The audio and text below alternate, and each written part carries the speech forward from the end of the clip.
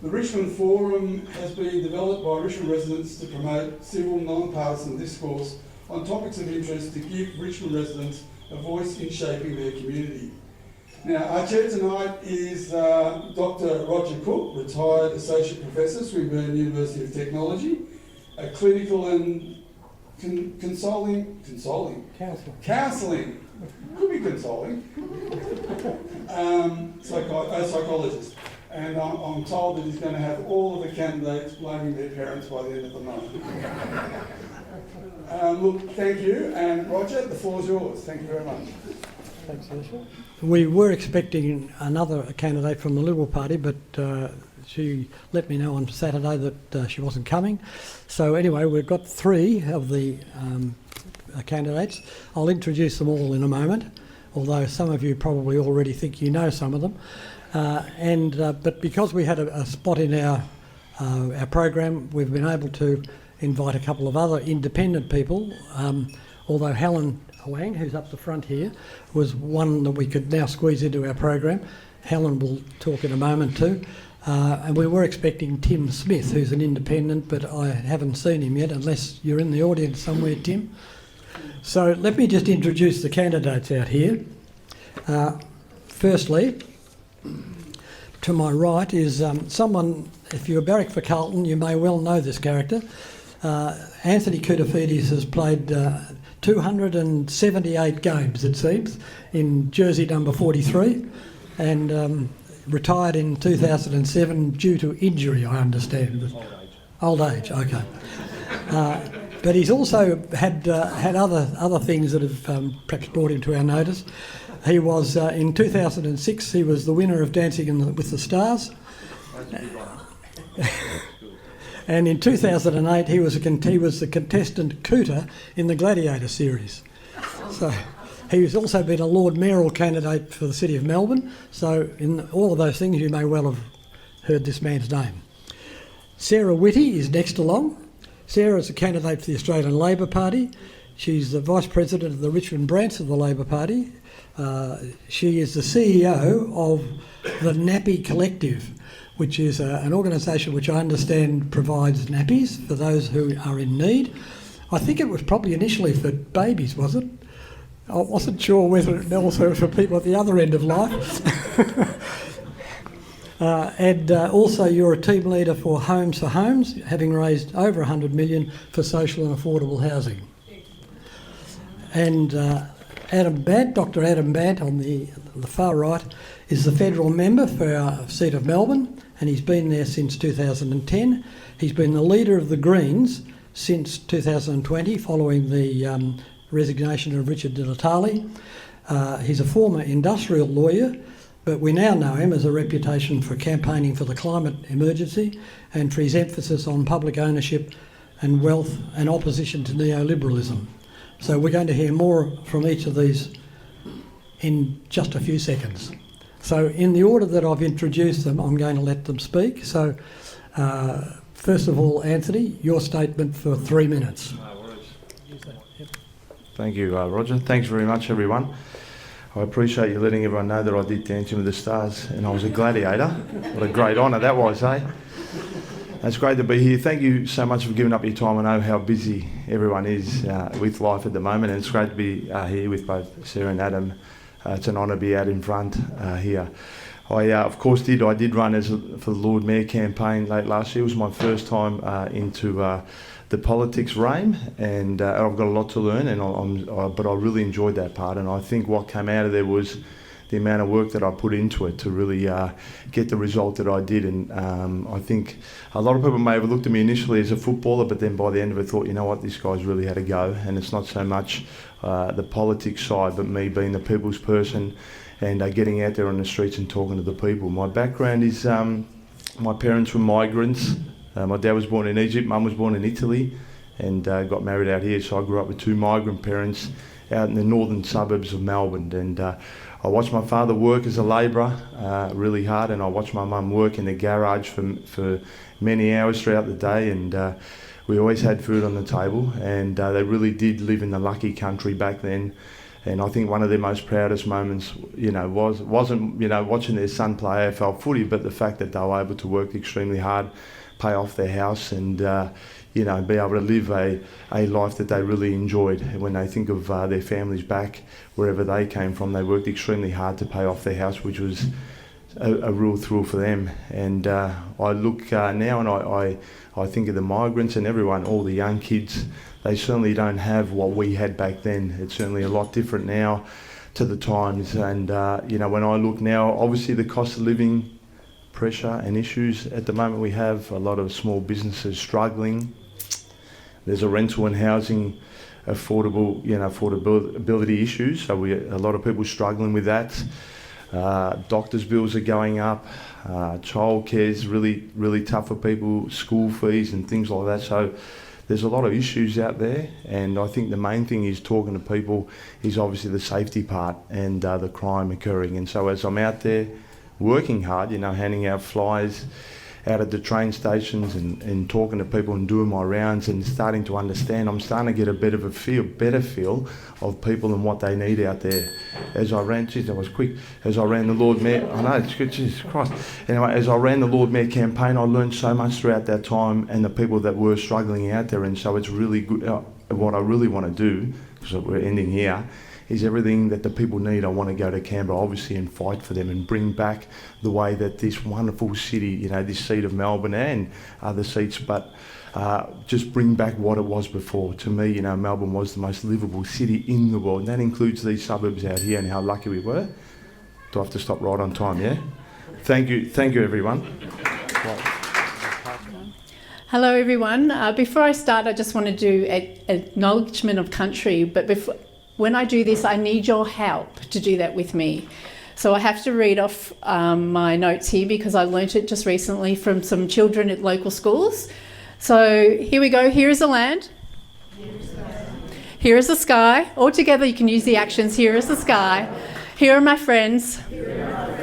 And here am I. We thank the Wurundjeri people of the land on which we play and learn. Hands up, everybody. Hands down. We're on Wurundjeri land. Thank you. I like that acknowledgement for a couple of reasons. First, because it acknowledges the original people of the land, but also because I've learnt it from children. And children are very important to me in my life. Children are in my life. I care about children in many ways in my life. The first one, as in my professional life, as the CEO of the Nappy Collective. We collect nappies and we give them to families in crisis. So last year we gave over 2 million nappies to families who were escaping domestic violence, asylum seeking or experiencing homelessness. And we gave those 2 million nappies, which is more than double. Through my leadership, it was more than double of any of the past 10-year history. So it was a really great effort there for the team. And then in my personal life, children, unfortunately for me, I'm not lucky enough to be a parent myself, but children are in my life because I'm a foster carer. And children in my care are the reason why I'm standing here today, because I think we can all do better for children to make sure they get the right start in life, so that they get the opportunity, every child gets the opportunity to be the best human that they can be, no matter what family they're born into. And if you just indulge me just for a second, I'm going to share a story with you about one of the kids who was in my care. His name, let's call him Matt. Change the name, protect the innocence. But Matt was a shy boy. He came to my care and didn't open up very much. No matter what trick I tried to get him to open up, he didn't open up. One day I was picking him up for one of the local schools, and he said, "Sarah, can I tell you a secret?" And I was like, fantastic. Finally, Matt is going to open up. He's going to share with me something that was important to him. And he did open up. And I'm not going to tell you what he said because what he told me was a secret. But the reason I'm not sharing it is because what he told me, no child should ever have gone through. No child should have ever experienced what he experienced. So every time I make a decision in my life today and in the future, if I'm lucky enough to be a representative of the community, I will take the Matt in my mind with me whenever I'm asked to make a decision. So thank you for your time. go? Look, thanks everyone for putting this on. Thanks to Richmond Forum. I also want to acknowledge the Wurundjeri and pay respects to elders past, present and emerging.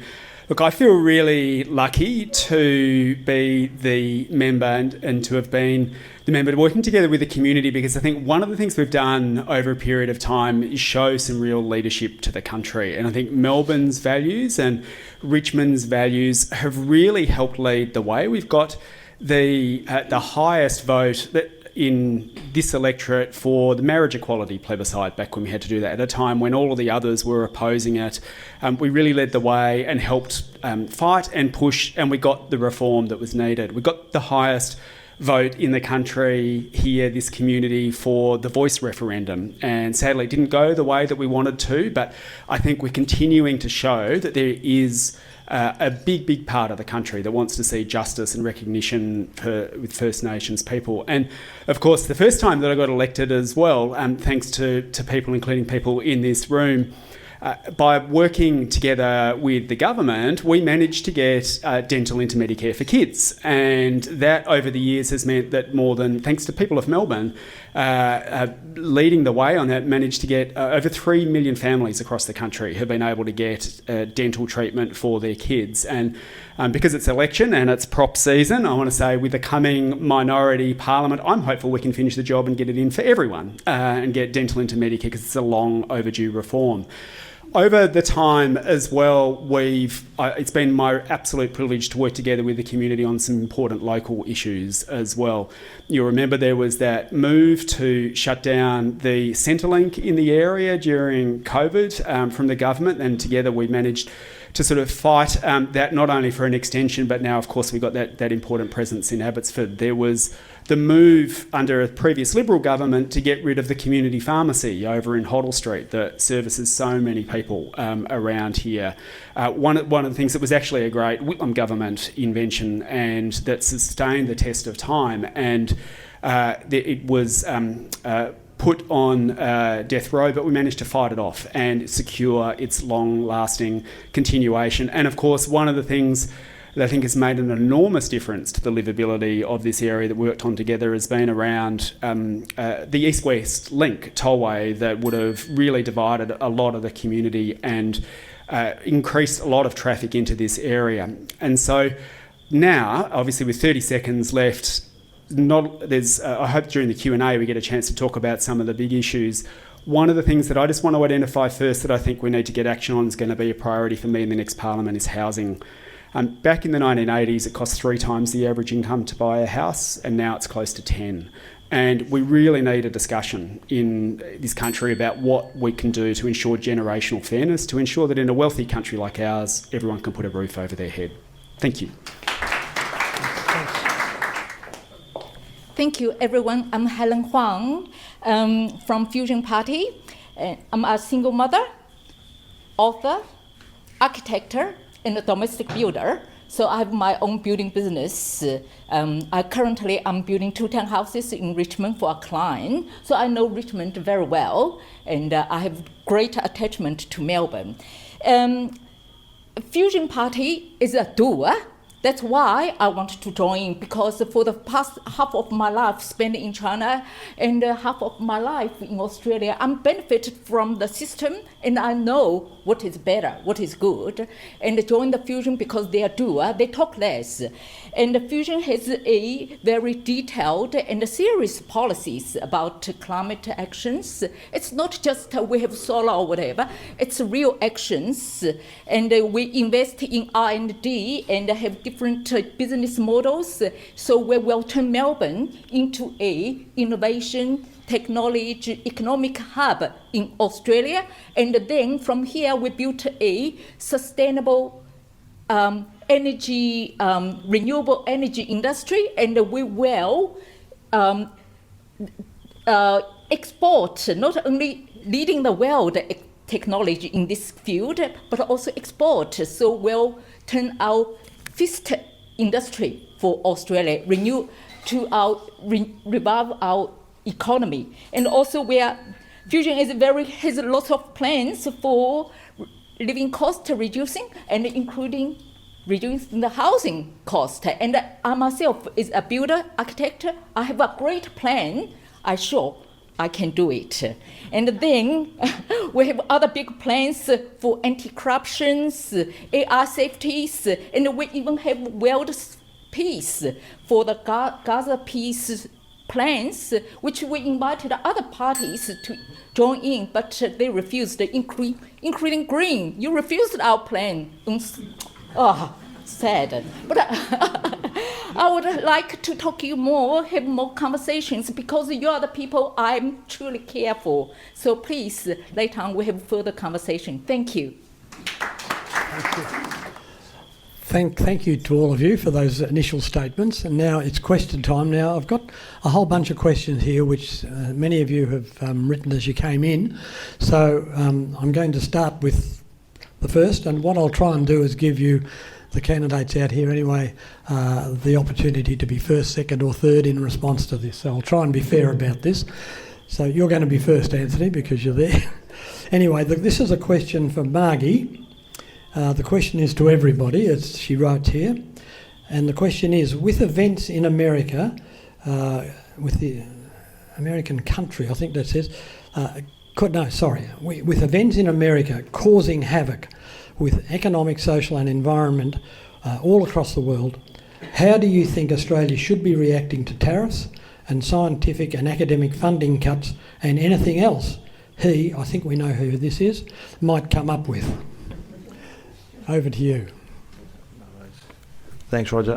Look, obviously I'm no expert on this, but I've witnessed what has occurred in America with the tariffs, and obviously it's not only hitting us hard, but the entire world. So it's a very difficult time for us, and I mean, hopefully the leadership of Australia will be able to negotiate something that's a little bit more fairer for us in moving forward. I mean, my job really is to really worry about the seat of Melbourne and the people that we have here, as much as, you know, everything going on around the world really affects us. I've got to have my focus really on here in moving forward. There's things going on in America at the moment which we all know about, and we've always worked, as a party, we've always worked with every president of America all the time, and we will continue to do so. And so in terms of the tariffs, we will continue to work with the government and do our best to do what's right for Australia. I think we really have to stop Trump-style politics from coming to Australia in all its forms. And one of the things that worries me is that over the years, Australia has been so closely tied to the United States on so many fronts, including our defence policy. And now is, I think, precisely the wrong time to be tied to Donald Trump. I think Donald Trump is dangerous, is a danger to peace, is a danger to democracy. And I think with the moves that you've seen economically from Trump over the last week and the toll that they're taking at the moment, I do think it's an important time for governments to say, well, this is our opportunity to perhaps detach and start coming up with approaches that put our interests first. We've seen Canada start to do that, for example. There's a whole lot of countries now that Trump is doing this to, and I think this is our opportunity to work closely with them and come up with alternative ways of ensuring our economy is supported. But I think this should be a wake-up call. Like, he left the Ukraine in the lurch, and I think it should be a wake-up call that any policy that's based on Donald Trump riding to your rescue is the wrong policy, and it's time for a bit of a rethink and a bit of recalibration. Yeah. Why Trump wanted to have the trade war? It's because American economy is down the gurgler. So that's the way he grabbed to regroup the power and his strength of internal productive power. And this is the same for us. It's the opportunity we should turn negative into positive. We should regroup ourselves, bounce our economy back through invest more in productive industry. That's the way. That's what Trump is doing for his internal business, and that's the way we should counter back, is concentrate on our own business. Meanwhile, of course, we negotiate with America. Thank you. Okay, thank you all for that. Now, next question. This is from Christine, and she asks again, everybody, do you support the failed injection room that isn't saving lives and there's still dead bodies? Open injection and antisocial behaviour, open injecting and antisocial behaviour in our streets. Our children deserve better. Sarah, I'll give you first crack at that and pass it around. I love a loaded question. So the injecting room is saving lives, and I do have concerns about where the location. Obviously, I've been in speaking with Trevor, the principal of Richmond West Primary School, just this week, and I've been speaking with the Parents Committee, and we've had some really candid discussions about things that they need and support that they need to help them with the situation. Understandably, the only school in Australia that is in this situation. So we're looking to make sure that we can get some supports for them. But that's a really good school, and they're doing some really great things. And in terms of supporting the community with the injecting room, there are some...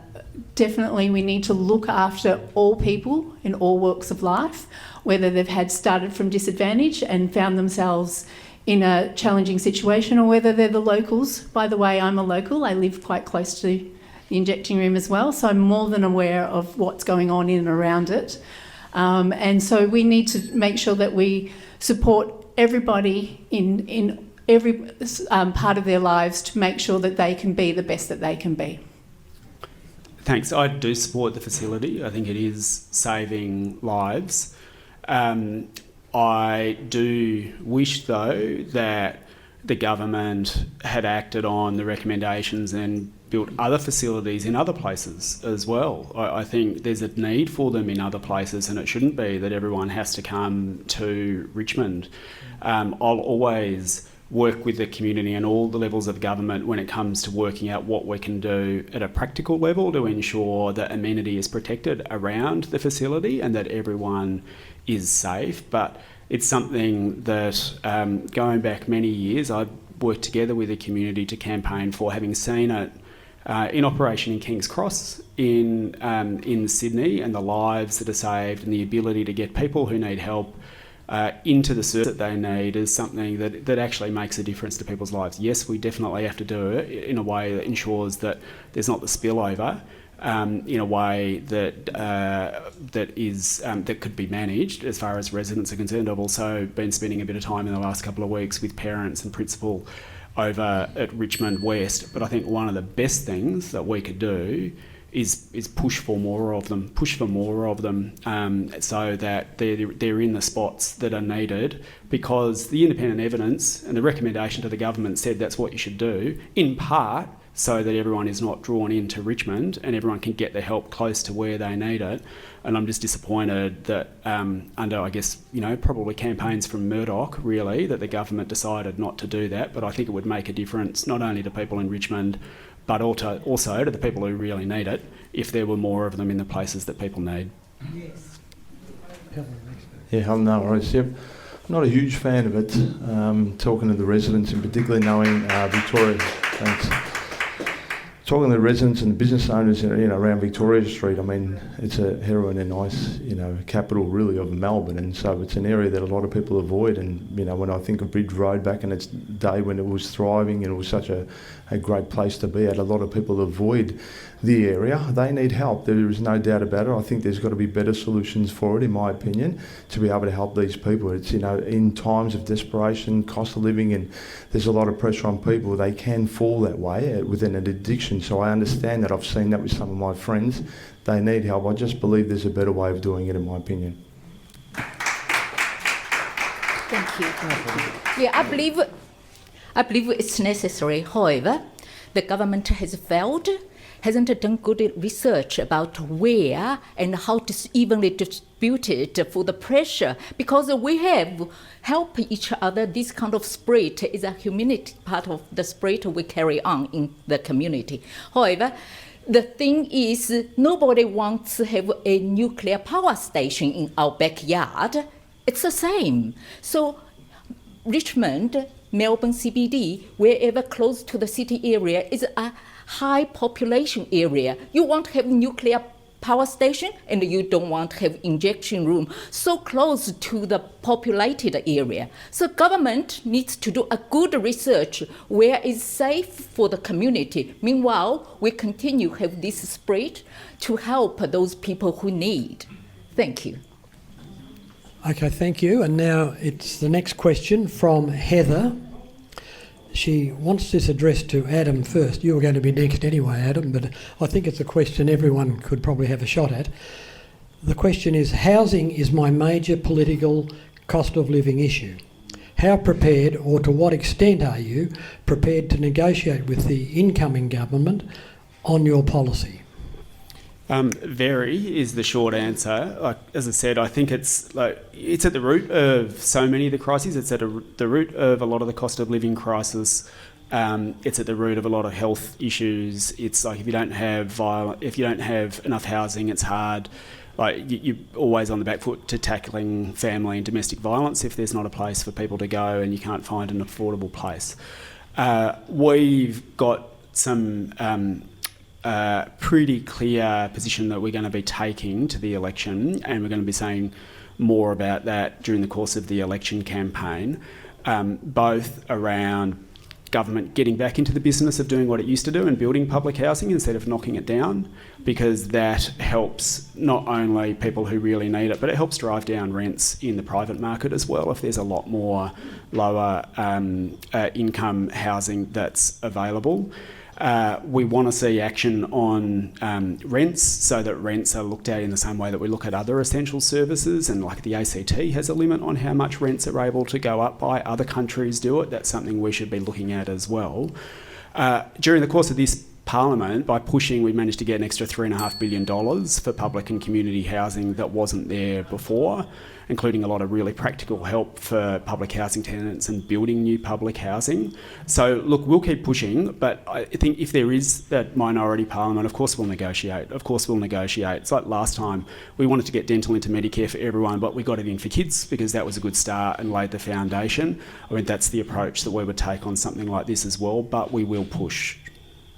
Yeah, there's a lot of permits that have been given to property developers out there, but they aren't building at the moment. And as much as some people may not like property developers, we're in desperate need of them to be able to build for us. But there is no incentive right now for a lot of them to build, because obviously it's a real risk for them. And so we have to open up and maybe, release a little bit of the red tape and all the issues that they're going through in taxes and things like that. There was a thing that we looked at during my last campaign, and that was there's a lot of semi and vacant buildings in the city, and those buildings there, if we give enough incentives for property developers to be able to do it, given maybe 1 or 2 or 3 levels up higher, we can actually build some real key worker properties. So key workers such as, your cleaners and your cafe operators and people like this who commute from so far away to come into the city to work, to be able to afford to be able to live in the city would make such a big difference for them. And so I believe there's solutions out there, and I actually spoke to property experts because I feel like it's a real need for everyone. It's important,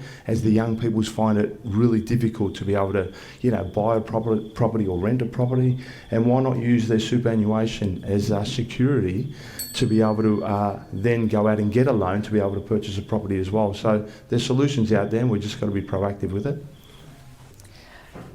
Housing to me is obviously very important, as it is to everyone, but I am a doer when it comes to housing, in that I've raised $110 million, I'll correct you on that, 10 million short, that's okay, on social and affordable housing, which is in a pipeline and it's coming through. And that's why I'm supportive. That's why I chose to be with Labor, to tell you the truth, because they have real policies on housing. They're putting $33 million into housing. They're not blocking it. They could have been putting keys into people's hands 2 years ago, vulnerable people that are now facing nervous situations where they have to be moved from where they are. But we're all scared of moving out of our home if it's a big thing to do. But imagine if you're a vulnerable person who's been blocked, being able to have houses built for you, and having real policies. The housing issue will only be resolved by building more houses, by doing that quickly through using some new technology to be able to build those houses. And we just need to get more houses built. We need to work with property developers, getting them get rid of some of the red tape that they experience. I know during my time, I was bridging the gap between property developers and councils, getting those properties built and making sure social and affordable housing requirements was in every development that was built.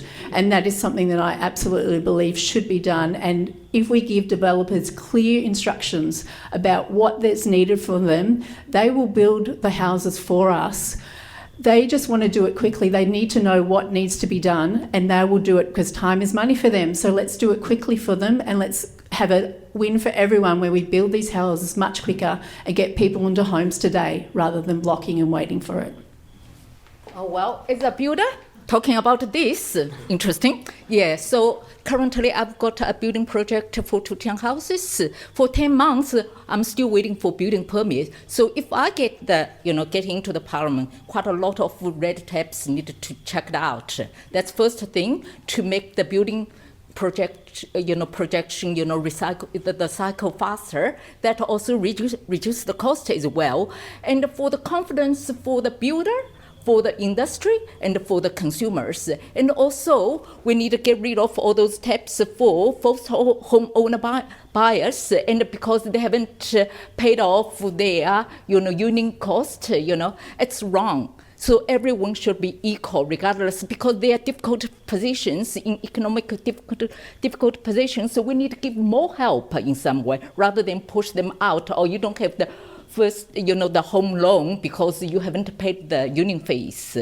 And also in terms of how to reduce the cost, help those, build a house quickly, I will promote this PPP policy that we gathering fund quickly from private, public, and the government. All three things being partnership. That's the way we get funding and get more housing to build. Thank you. Next question. I might have to interpret this one a bit because it actually relates to party membership, but because that may not be one that you could really answer, but I'll try and make it right. The question is, what would you say is the biggest failure, the question reads, of your party in this term of government, and why? Now, given that you're not in a party, you can you might like to say, what's been the biggest failure of the government?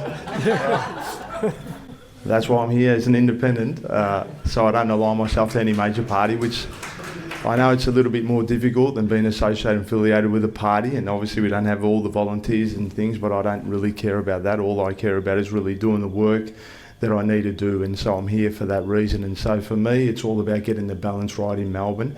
Have a listen to this party over here and that party, and I'll grab the things that I believe that's going to propel our seat of Melbourne forward, and I think that's the most important thing. So I feel like I'm blessed being an independent working for the people of Melbourne.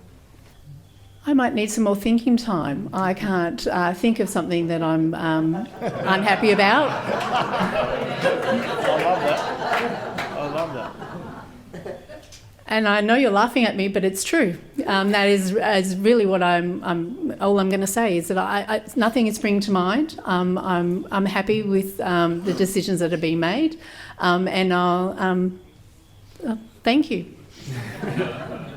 Yeah, I guess a bit the same. I'm happy with the decisions that we've made as well. I do wish, I wish we'd been able to get the government to do a bit more on climate and environment. I think we're seeing the effects of the climate crisis happening now, and we stopped, through our negotiations, managed to stop about half of the new coal and gas projects in the pipeline from being opened by getting some amendments to the legislation, but it's kind of becoming pretty clear that the rest of them up there just want to keep opening more of them. Over 30 have been approved, 30 new coal and gas projects have been approved in this parliament. Dutton would be even worse. And so, it's the reason, there's lots of reasons, things that I'm fighting for, but the thing that made me stick my hand up, quit my job and start running in politics in the first place was the climate crisis. And like I look at what is happening at the moment, and I don't like our pollution and our emissions are not falling fast enough. And so like that's the one thing I look back in this parliament and think it would have been like if we'd been able to get more action from the government on that, I think that would have been good. Oh, well, I will kick a bigger fuss because our economy is going down the gurgler, and everybody feels the pinch of the life, and our industry we don't have actually. And in terms of our debt just building up, we just keep borrowing at the cliff now, over 1 trillion nearly. So what else we can claim we're good? I don't think has made any bigger progress. We're just depressed, so we need a big change. Okay, next question is from David Balding. Question is, all of us know that AUKUS is dead. It was already the worst deal in history, as Keating said. Why are the LNP, Liberal Party, Liberal National Coalition, and Labor both unwilling to even mention the plan?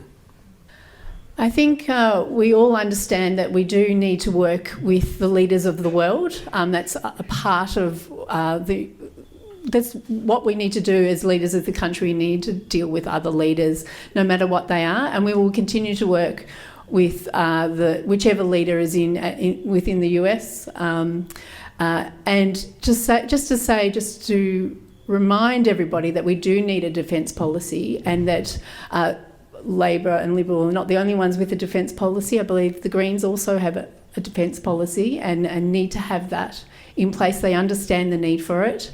I think that's all I'll say about that.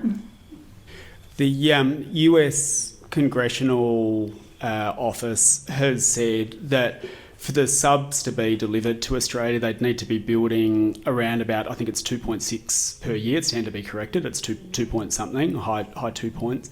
And they're building 1.1 per year at the moment. And so the US itself, basically the analysis says the submarines are never going to be delivered. And if they were to be like a very long time ahead. And the reason that they were purchased in the first place is not to defend this country, but to be part of an offensive arm of the US military, to be blunt. Like that's how they were initially sold, because they can travel long distances. And you could see the maps that were drawn about where those long distances are. And it's about being part of not about defending this country, it's about being part of the offensive arm of whatever the Donald Trump's next war might happen to be. And we should cancel the AUKUS deal and stop handing over billions of dollars for submarines that are never going to arrive and aren't about the defence of this country. Not only that, not only are they not going to arrive, but at the moment, I don't think we should be painting a huge Donald Trump-shaped target on our back, which is what the AUKUS project involves. Thanks, Roger. I was just trying to get my head around this, but obviously it is to do with the submarines. I would hope that, I had a lot of thinking time, you're right. I would think that if we paid over that much money to America and with the submarines, that, we want to make sure that we do get them. Obviously Adam understands it more, maybe they won't come, but I'd be a little bit embarrassed if that was the case. We need defence here. We've seen recently what's occurred with China around our borders, and so we are a country that needs to align ourselves with the appropriate countries to be able to make sure that we are protected. We haven't got huge numbers of population, and to me, military and protection of our country and nation is a priority. As much as what safety is around our suburbs, our country needs to be protected also. We're an island country, and we can't, and we're so far away from other continents, so we can't rely on. Other countries will help, especially America. We need to be independent. That from our industry to our defence. That's it. Okay, we're getting to the end of these questions, and if there is any time left when we're finished, we may be able to take questions from the floor. So if there's anyone there who really has a burning issue, think about it. We might be able to get to you. Okay, the next question is from Graham Holsworth. What is your attitude to mental health and suicide prevention with over 3,000 suicides per year? Yeah, this is a crucial issue. We want to get mental health fully into Medicare. It's been in there for a little while. You used to be able to get referrals to 20 sessions from the GP. The current government cut that back to 10.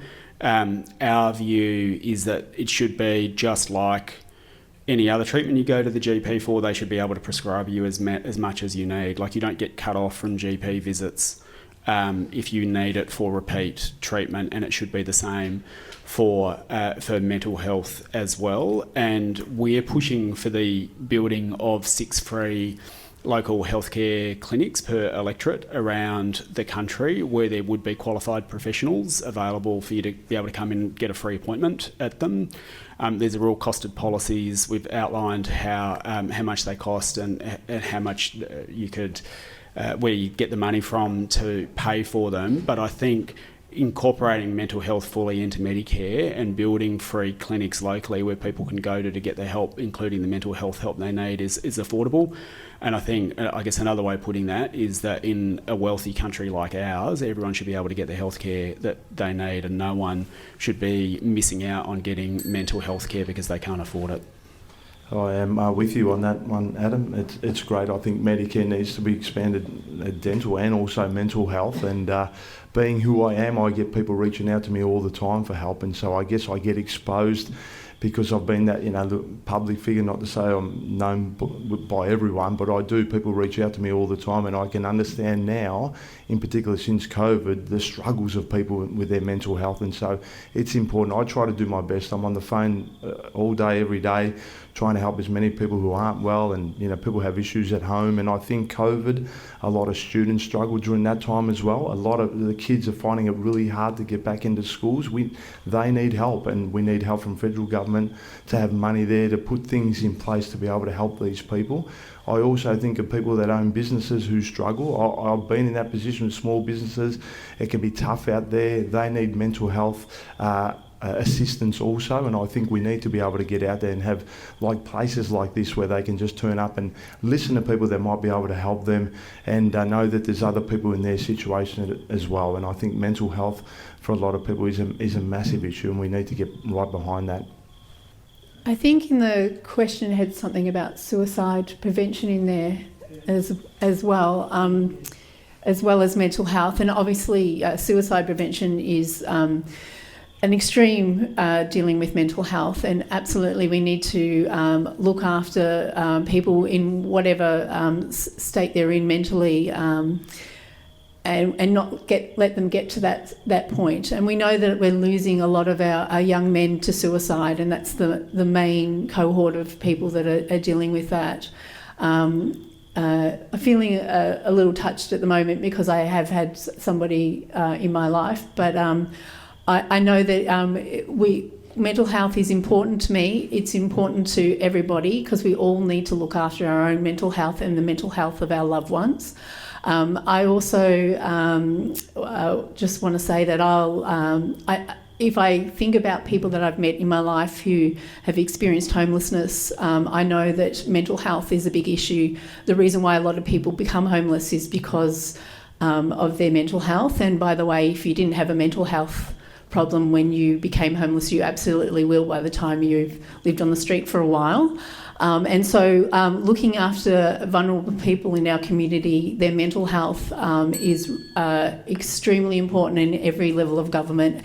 It's important for all of us to look after each other in every way, as well as it's important for government to do it. So I will always be an advocate for looking after people's mental health, for looking after people that are experiencing vulnerable situations, and making sure that we can look after them, everyone at every level. All right, mental health is a big issue. It's a modern problem to a certain degree because life is so stressful. Everybody feel pinched, not only to living costs increase, and also sometimes you have unemployment issues as well. So what we can solve the problem, it's a big picture or interrelated. However, the thing is we have increased, free Medicare about billion, including mental health service. I think it's a good tactic, of course, important. And secondly, I think, recover our economy, more employment opportunities for everyone, find different jobs is also another one to less stressed by no jobs, no income. And the third is we can also think about universal basic income, because according to Henderson's report in 2024, that below 500 is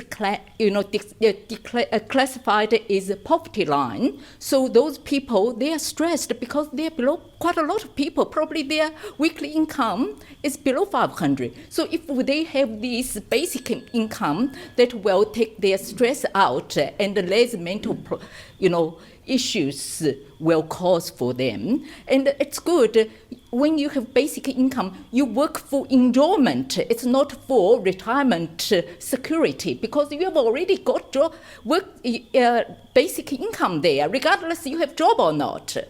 Thank you. Well, I was very interested in that question personally because of my own professional training. I know that it's an important aspect. That is what people and my colleagues do. There's probably not enough of us, but anyway. This next question is, it's quite specific, but I think the intention of it is that there are three parts to it, but the intention I think is to ask you, all of you, in what way do you think you can really properly represent the electorate of Melbourne? What can you do for this electorate in particular? The questions here are, do you live or reside in the Melbourne electorate? If so, how long have you lived in the Melbourne electorate? And thirdly, are you a homeowner or a renter in the Melbourne electorate? That's fine. So the three questions were, I don't live in the electorate, no. Okay. I've run my businesses out of the area for many years and of course played, Carlton so grown up around all these areas. The other three were... Some of the rest of it doesn't apply if you don't. Right, okay, yeah. But the first one was, what do you... homeowner or... No, I think you said what we could do for the electorate or something. Yeah, okay. Intent, yeah. Oh, okay, the intent, okay. Yeah, I just will say that because I'm not aligned, like what I said before, to a major party. I can go out there and put the policies that I believe that can propel the seat of Melbourne forward, and that's what I do. And I think, being the people's person that I am, and I think over the years that anyone who did follow football would know that I'm that sort of person. I get out there and I talk to anyone, it doesn't matter who you are, and I give up probably sometimes too much of my time to people, but I want to be on the street, and I want to make sure that I'm going to Canberra to fight for the people and exactly what they need. And so I love this city with a passion, born and bred here. I was privileged to grow up here. I thank my parents for many years that I was born here, that they chose this country to grow up in.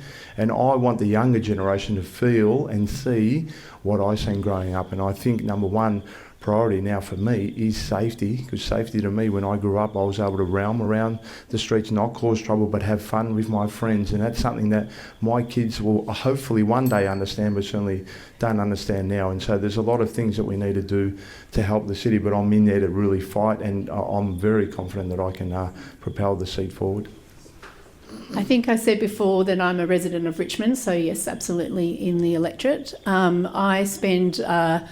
Actually, I was at a housing estate on the weekend, and I was talking to some of the residents in the housing estate, and one of the questions that was asked of me said, if you're elected, what will you do? And I didn't take long to respond, because I know what I'll do is that I will come back to that person, that group of people, this group of people, everybody within the community, and ask them, what do you need? What do you want the government to do? What do you need the government to do for you to make your life easier? And what do you need the government to do for the people that you care about, whether it's people in your family, people in your community, people in the wider areas? What do you want? And I'll continue to ask those questions, and I won't presume that I know. I'll never presume I'll know. I will always continue to ask, and I'll always advocate for the people in the community to make sure that you are seen and heard. My wife and I bought our property. We've got one property mortgaged, so no investment properties, so that's our status. We bought in Flemington, which had been in the electorate since 1922, which is where our kids go to school. They've changed the boundaries to take Flemington out, so I'm about 300-400 metres away from the border. That's where I am. I live in hope that Flemington will one day be reunited, as is its destiny, with the electorate of Melbourne.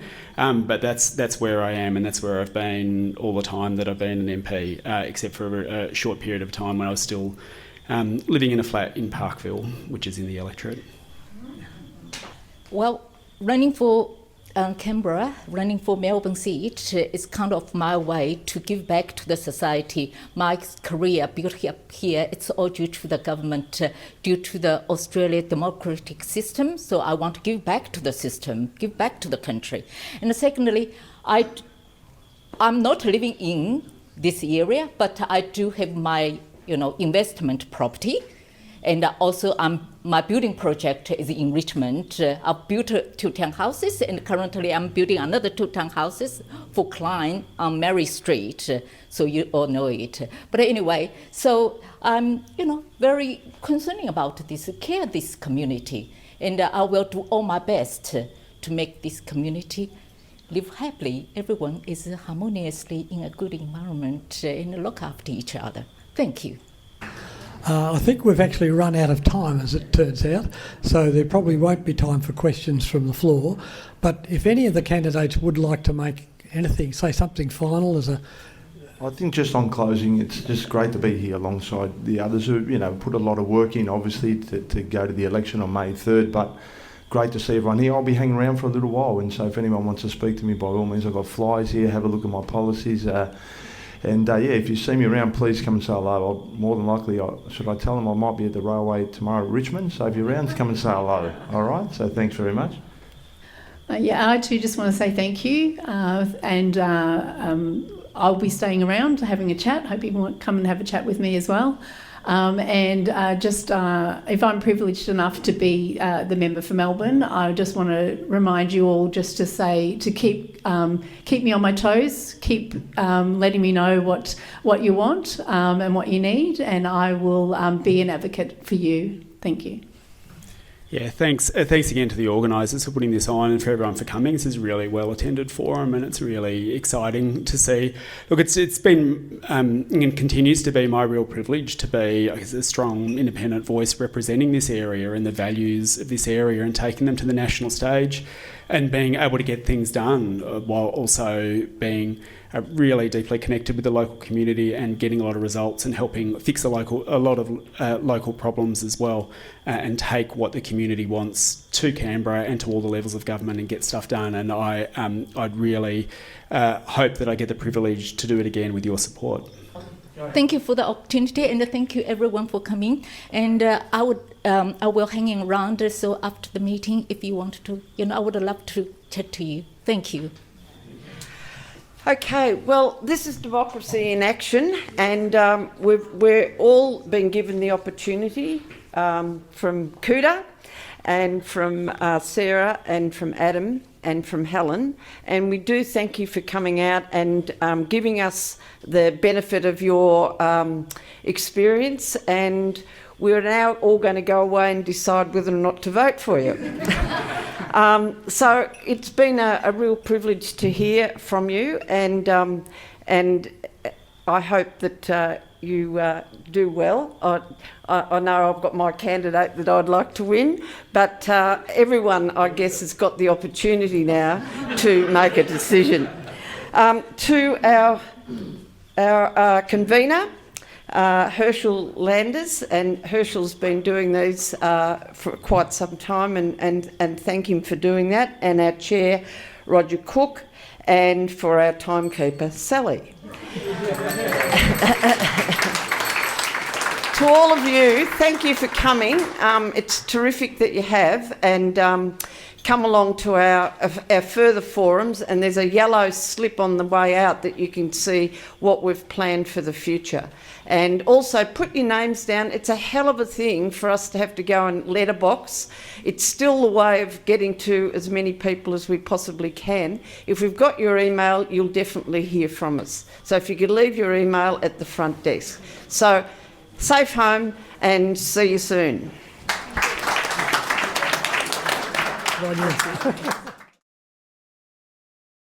If you like our content, follow us for more.